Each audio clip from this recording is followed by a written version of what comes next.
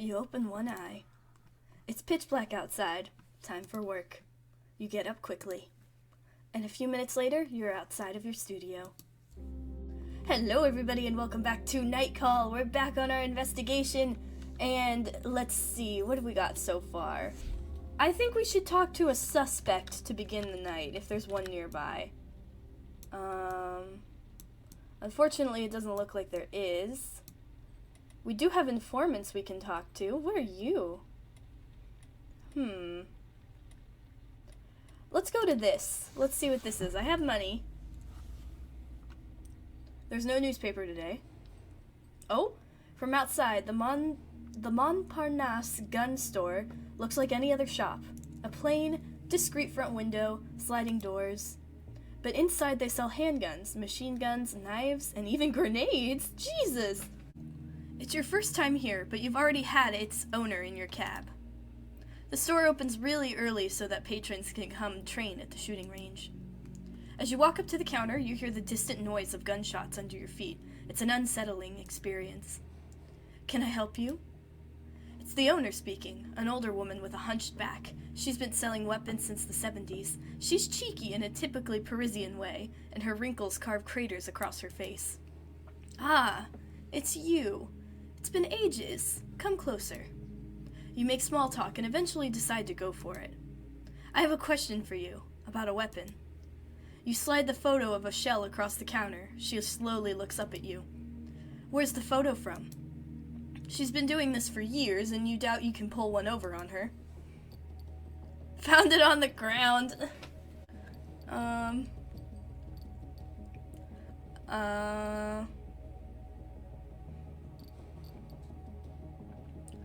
I want to know what these question marks are. I found it on the ground. Yeah, right. Get the fuck out of here. Oh, god damn it. You recoil at the bitterness in her voice. Listen, I'm just looking for more information about the shell. I don't talk to filthy liars like you. Get out. She points to the door. The police gave it to me. Yeah, and just how did you end up with police photos? I'm helping them out. You know perfectly well this lady never smiles, but something on her face shifts ever so slightly into what might be construed as a small grin.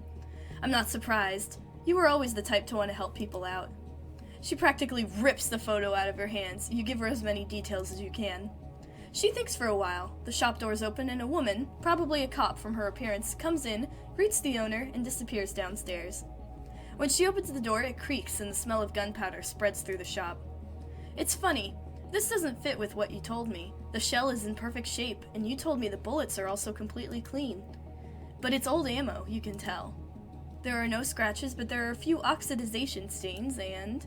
Her voice grows darker, all of a sudden, like something had escaped from her.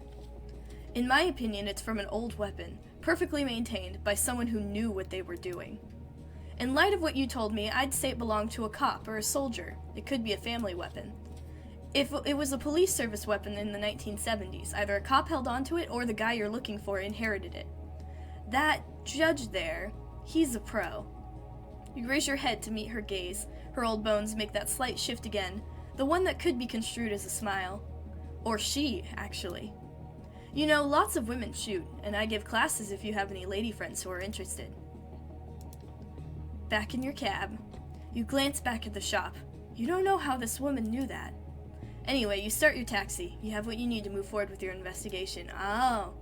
And a couple of coupons for a class on shooting automatic weapons. Maybe I could give that to someone. Alright, well that was interesting. We have more information. Maybe we should go for this, then go for gas, and then go talk to a person. Because we are running low on gas.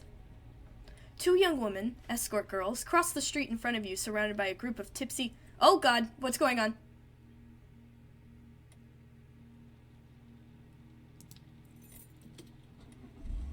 Okay. You're flashing. Let's go see what you are. Hopefully I don't run out of gas. Maybe I should go for gas first, actually. You pull over and stop at a gas station. Not a soul in sight. The fluorescent lights irritate your eyes, and the smell of pee is wafting up from the space in between the pumps. It's self-service here. You pay directly at the pump. The mini-mart over there, it must sell newspapers. The person behind the counter must see and hear things. Might be worth asking a couple questions. You don't quite know why, but Parisian gas stations are always frightening. You check out your surroundings before getting out of the taxi. Alright, let's fill the tank. Fill a little more. Oh, okay, I can hold it down. Da, da, da, da, da, da, da, da, da. Let's fill it all the way. Why not? And then let's go in the shop. You walk into the mini-mart. There's a smell coming off the guy running the shop at the station. Artificial lavender air freshener? Yeah. Let's see, Cash, cash, cash. Let's just get a newspaper. Talk with the clerk. Have you read the papers? He's all they're talking about. Just an offhand comment casually brought up about the serial killer. The guy behind the counter seems like he's interested in the case. New clue. Ooh. Alright. Not a word from the guy behind the counter. Alright. You, on the other hand, curse automatically as you put one foot out into the freezing cold.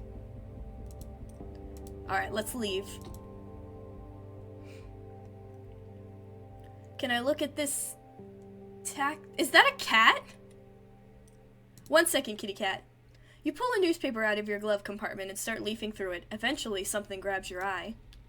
It's just a few lines. A funny anecdote. A man disguised as Santa Claus had to be taken off the roof of a building by firemen. He was highly inebriated and stated he did not know how he had gotten there.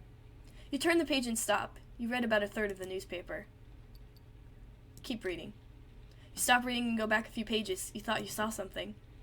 It's quite an involved article about the infamous police leaks affair. Who, why, and how all that confidential data was released to the public. The Justice Department is now looking at a corrupt and violent cops who are known to be out of line. Concerned associations applaud how transparent they're being. Yet, the more you read, the more you get the impression the journalist does not agree with their methods. You only have a third left to read. Might as well read the whole thing. As soon as you get to the page, you stop. Your instincts tell you to look at. It's a rather enthusiastic article about a bar named Napo. You make a note of the information with interest. In your line of work, that kind of thing can always come in handy. You shut the paper. It'll end up in the trash tonight. If you remember it's there, otherwise it'll spend the rest of its days in your glove compartment. Where's the cat? Cat, come back. Cat, I want to give the kitten cat a ride. The passenger who's entered your cab slams the door and stares at you intently. Oh, where are you going? I don't know yet. Although, the real question is, how can you help yourself? What, are you like a motivational speaker or something? I'm just driving cabs. Get out of my cab. Do we know each other? She gives you a sour laugh.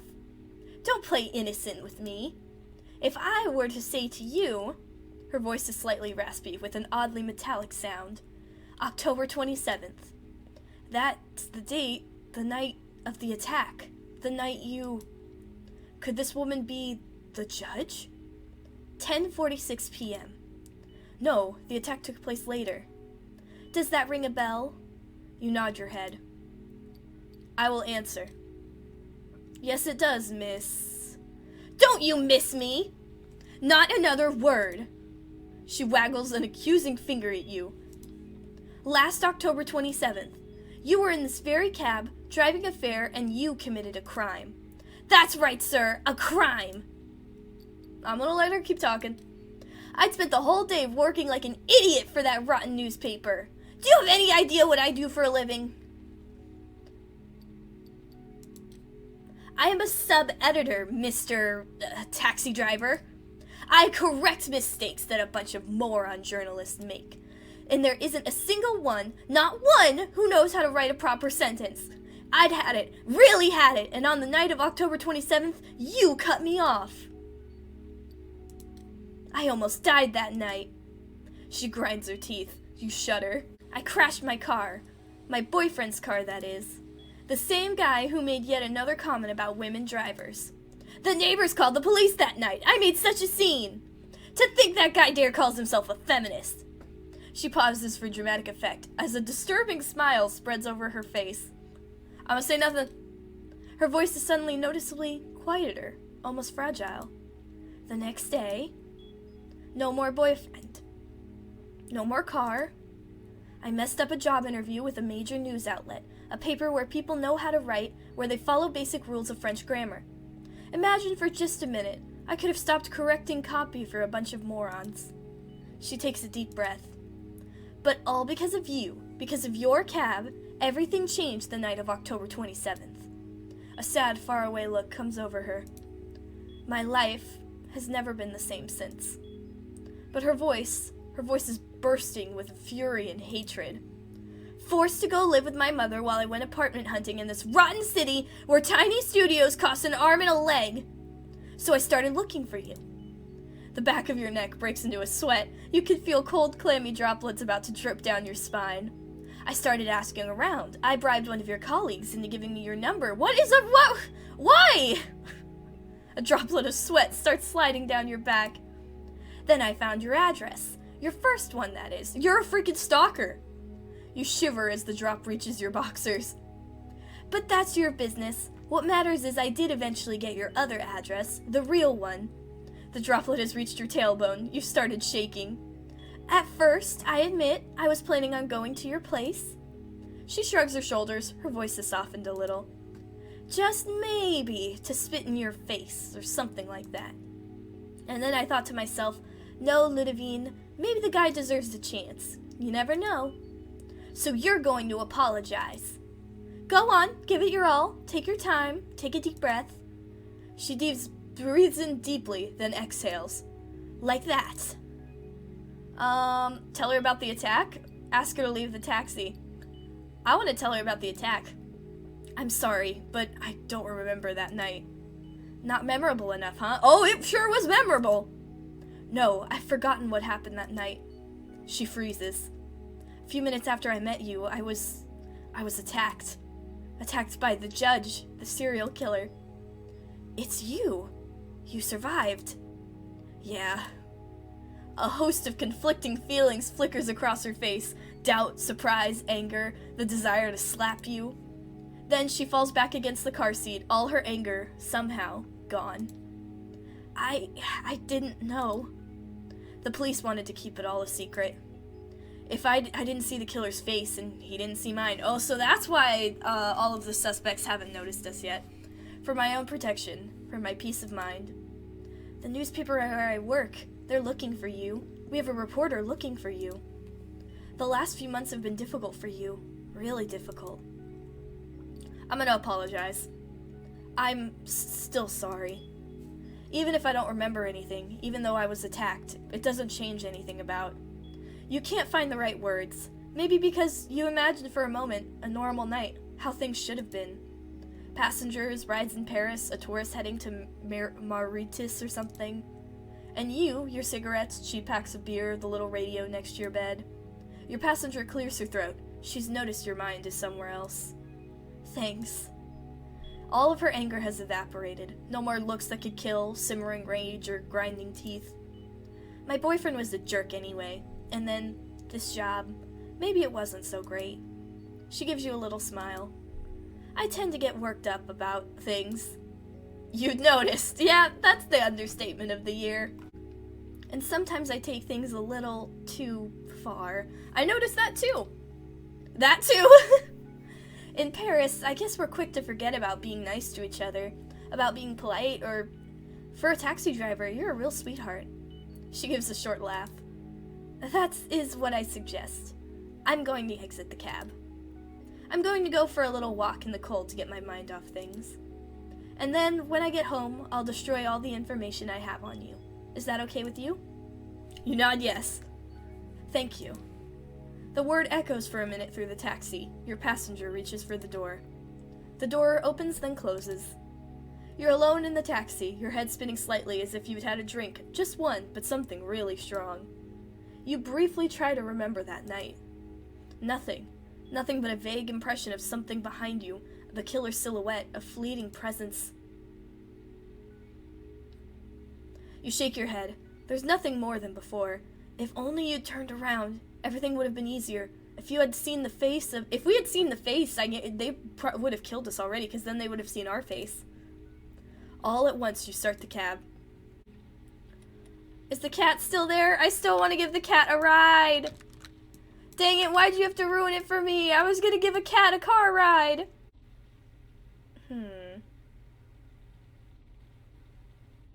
It's you! You! I remember you! We gotta go talk to her.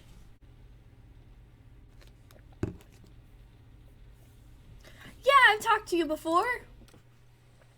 You recognize the young woman getting into your taxi. It's the young movie buff who can't stop moving, talking, thinking. She glances up, recognizes you, and claps her hands together excitedly. You start driving. Oh my god, man, Jesus! What's going on? This movie, I didn't know what to do with myself. It was so strange. The preview alone was sketchy. There were these dinosaurs and that hottie my mom's really into. Two things that just don't go together, like a burger and a glass of wine. But hey, I like dinosaurs, so I figured I'd go, you know? Anyway, you don't even see the dinos for an hour and 20 minutes, and then you have to sit through seaweed and microorganisms floating in the water, and the mood in the theater was super awkward. I mean, awkward, man. The name of the movie is Tree of Life, but it was more like the most boring moment of my life, if you know what I mean. Okay, so the story, I swear, man, I didn't even understand the goddamn thing. There's this couple taking care of their kids. Sometimes everything's fine, and sometimes the mother floats up off the ground. She rolls her eyes. Every once in a while, you see a guy put his fingers under a running faucet. At the end, you see him running barefoot on a beach. Didn't understand a goddamn thing. Seriously, when I make my own movies, I'll have a rule. Just one. You will always be able to understand why someone does something. 'Cause the faucet, the dinos, the beach, what could that possibly mean?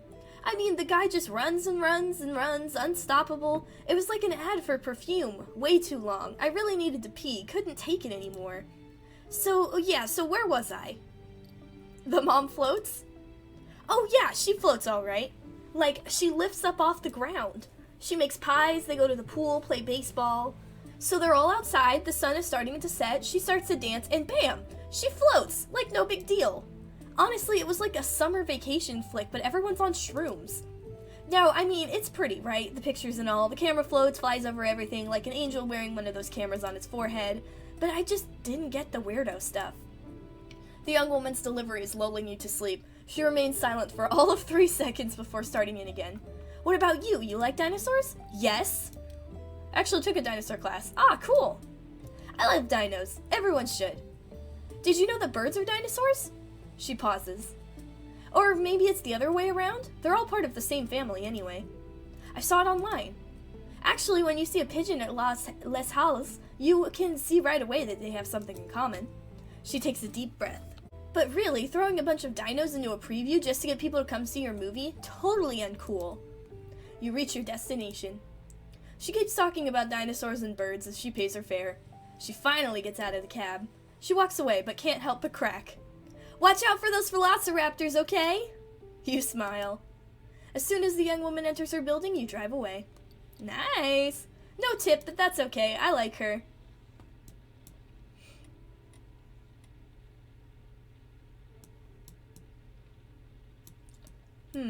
Oh.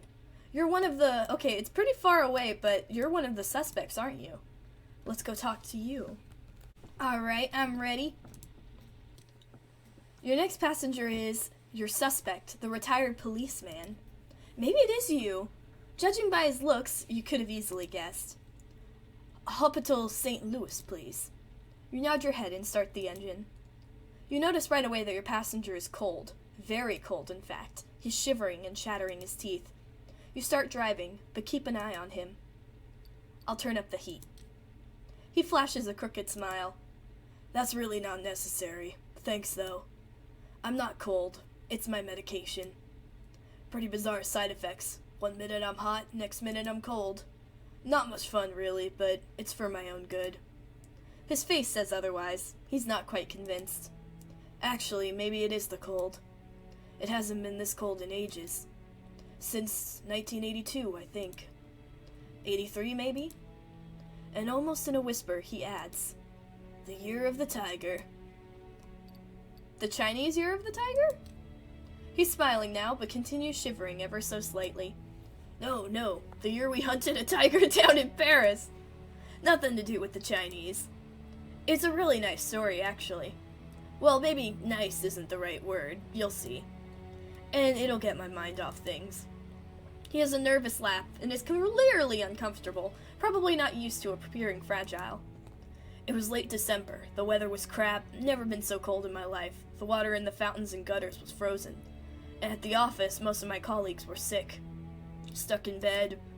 I was sick too, but I was new, so I sucked it up. I was blowing my nose every 5 minutes. My nose was red. My breath reeked of cough drops. We all looked like we were about to keel over. The switchboard phone rang and no one answered. I sighed, got up, and picked up the phone.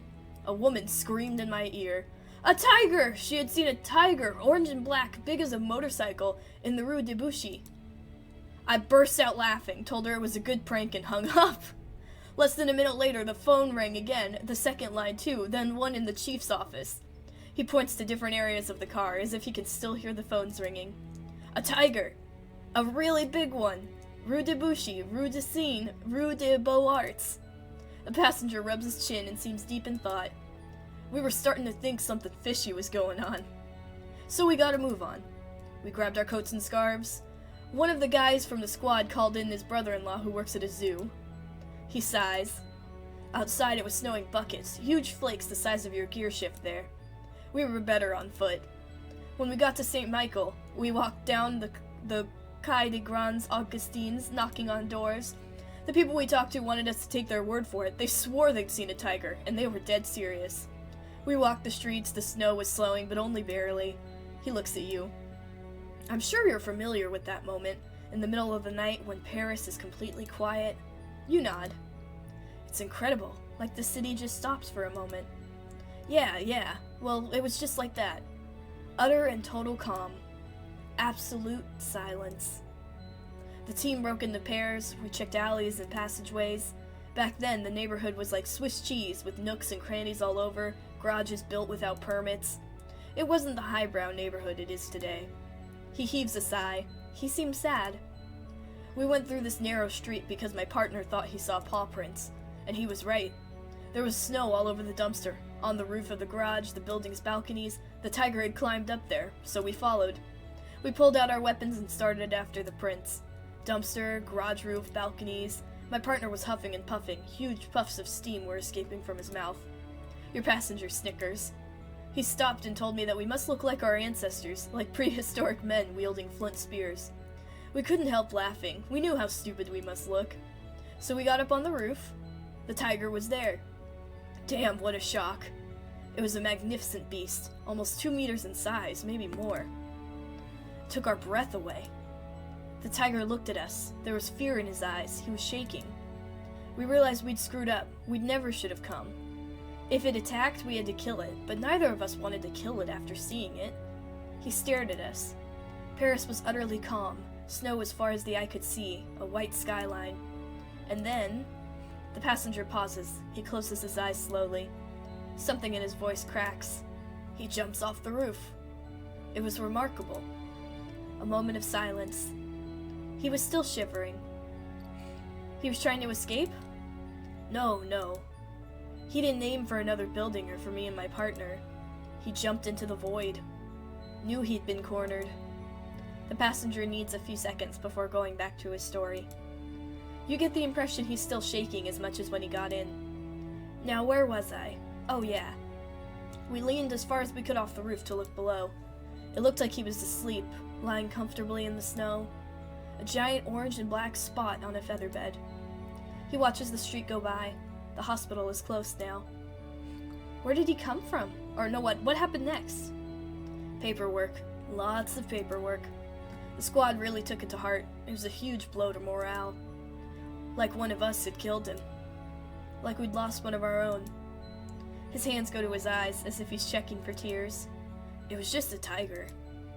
He closes his eyes and heaves a huge sigh. Just a tiger. You park in front of the hospital. Your passenger suddenly speaks up. His voice sounds more confident than before. I think I'd do just what the tiger did. His death seemed so calm and gentle. It can't hurt too much to fall onto a huge bed of feathers. He glances quickly at his shaking hand. In the rearview mirror, the police inspector seems oddly small, as if he had shrunk during the ride. Seriously, it can't hurt too much. He hands you his money and gets out of the cab. You watch him walking away without saying a word. The sliding doors at the entrance to the hospital take far too long to open. You drive away. Huh. Interesting.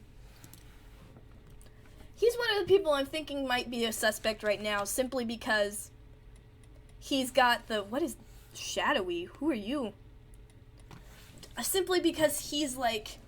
The gun is, like, so old that maybe it belonged to him? Let's go to you. Or to you? Yeah. This will take... Oh. Alright. You pull up next to the sidewalk a few meters from an abandoned warehouse. No sign of your passenger. You wait a minute, staring at the meter. You really don't feel like wasting your time on people who...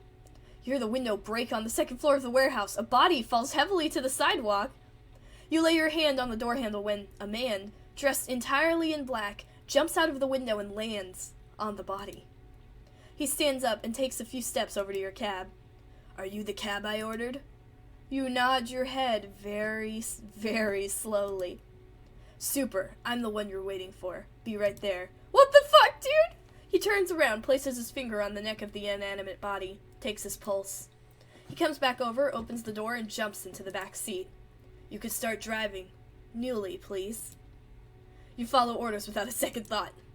In the back, your passenger smells like sweat and gunpowder. He's been running. Been in a fight, maybe. Probably. His muscles bulge in rhythm with his heart, which is racing. I'm not saying anything. Silence fills the cab until your passenger cries out in pain. Okay, alright, come on. Let's talk about the elephant in the room. You're on to me and you know it. I'm the masked Joker. The who? The who's it? What's it? Silence. You squint to get a closer look at your passenger. The masked Joker? The hero that makes Parisian nights more peaceful? No? You slowly shake your head. Nope, doesn't ring a bell. I'm all over Twitter, so probably on the radio and in newspapers, I think. And what exactly do you do? Sorry? Oh, don't worry about it. It's normal. I'm only just starting out. It's hard to manage everything at once. The marketing campaign, physical training, managing the equipment, the sponsors, plus the actual fights, you know? He grins widely. You can see how young he is and bursting with motivation. So, how about the name? You like it? I'm not sure I get it. It's Joker, like the card, and masked, because I'm wearing a mask. Silence ensues. Your passenger eventually clears his throat. See, I wanted something that wasn't too... He searches for the right word, beats around the bush, and eventually comes up with... problematic. I did a lot of brainstorming and came up with the masked Joker. I haven't gotten great feedback, but it's hard these days to find a name everyone likes. You have to make sacrifices if you want your core business to succeed. Vigilante business? That's what they tell us at school, anyway. At school? Yes, and E&K. He freezes. Shit, I almost gave you the name of my business school. What an idiot. Can you imagine if Bruce Wayne went around telling everyone he was Bruce Wayne? Bruce Wayne? Bruce Wayne? No, Batman! If Batman went around telling everyone he was Bruce Wayne. I'm getting all mixed up. He touches his sides for a while like he's looking for a wound. You're getting close to your destination. I think I'm hurt. Do you want me to take you to a hospital?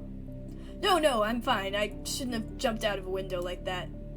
But if you were already coming down the street and I didn't want to make you wait, you could have just taken the stairs, man. You smile. Pull over, right there, in front of the driveway. You obey. Don't worry, it's just a flesh wound. I'll be home in 2 minutes and I have everything I need to take care of myself. He pays and struggles to get out of the cab. One last thing, please don't say anything about N-Kid. I'm trying to lead a double life and it's not super easy. N-Kid? Nod your head mysteriously. Perfect. I hope to... He doubles over in a coughing spell. See you again sometime. Take good care of yourself. I'll be much better soon, no worries. He looks at you for a minute. You're a really classy guy. He walks away limping. You watch him as he tries several times to enter his building code before heading inside, finally. As you start the engine, you notice a few drops of blood on your fingers from the bills your passenger handed you. Oh, goodness. I hope he's okay. I don't think I have enough time to meet anyone else. So I'm just gonna head home. Yep. Ooh, you know more about your clients. You've met Ludovine. Things didn't go so well at first. That's very true. You confessed to Ludovine you were one of the killer's victims. But they ended up okay.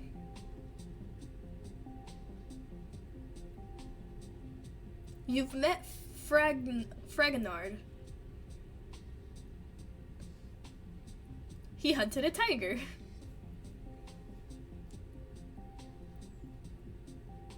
You've met Xavier. Interesting character.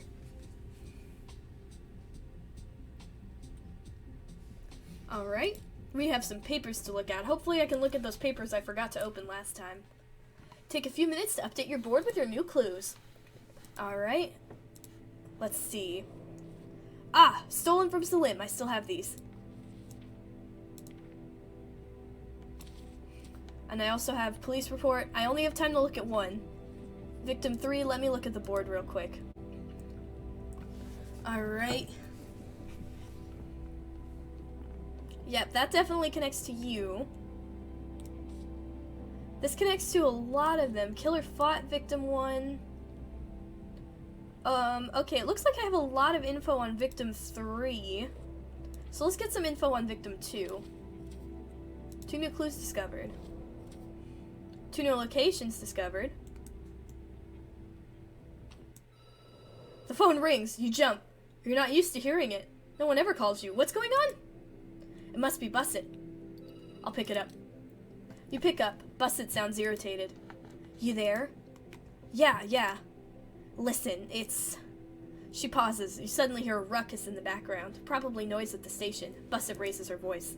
Anyone got the time? Hey, guys, anyone? Fuck, they're all Neanderthals here. Listen, it's early and I'm wiped out. So are you, I bet. Let's get straight to the point. What do you have for me? In a calm and methodical voice, you start giving her the evidence you've collected. You start with the first suspect, their connection to the victims, the rumors, then the second suspect, and so on. After a few minutes, she lets out a whistle.